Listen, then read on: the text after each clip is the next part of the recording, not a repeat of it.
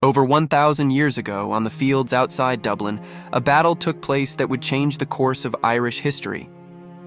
It was the year 1014, the Battle of Clontarf, a clash between rival Irish kings, Viking warlords, and the struggle for power across the island. At the center of this story stood Brian Boru, High King of Ireland. He was not born into great power. He rose through determination, intelligence, and military strength. Brian worked to unite the fractured Irish kingdoms, bringing stability to regions long divided by rival clans and local wars. But not everyone supported his rule. Some Irish leaders feared his growing influence. Others had alliances with Viking settlements that had taken root in cities like Dublin, Limerick, and Waterford.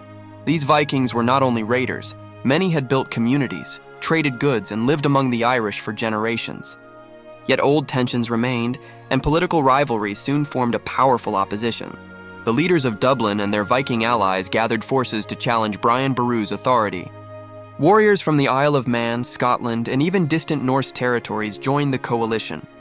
They believed defeating Brian would shift control back into their hands. As Easter approached in 1014, both armies prepared for war near the small coastal plain of Clontarf. The morning air was cold, the tide low, and the fields stretched toward the sea. Thousands of warriors stood ready, shields raised, standards waving, and the sound of battle chants echoing across the shore. The fighting was fierce and chaotic. Irish soldiers and Viking warriors charged, clashing with spears, axes, and swords. The tide slowly turned, literally and symbolically. As the sea waters rose, Viking fighters found themselves trapped against the coastline, unable to retreat to their ships. Brian Boru's forces gained the upper hand. Many opposing leaders were defeated, and the coalition army collapsed. But victory came at a great cost. Brian himself did not survive the day. According to the chronicles, he was praying in his tent when he was discovered and killed by retreating warriors. Ireland had won the battle, yet lost the man who had fought hardest to unify it. The aftermath of Clontarf was complex. The Vikings were not driven from Ireland entirely. Their towns and trade remained.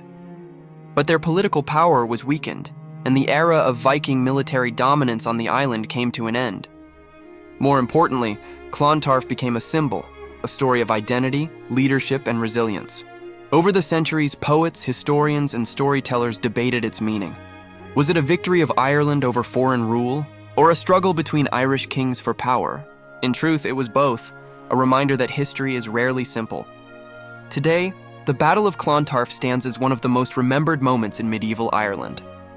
It marks the end of an age and the beginning of a new chapter in the island's long story, where alliances shifted, cultures blended, and the legacy of Brian Boru lived on through legend and memory.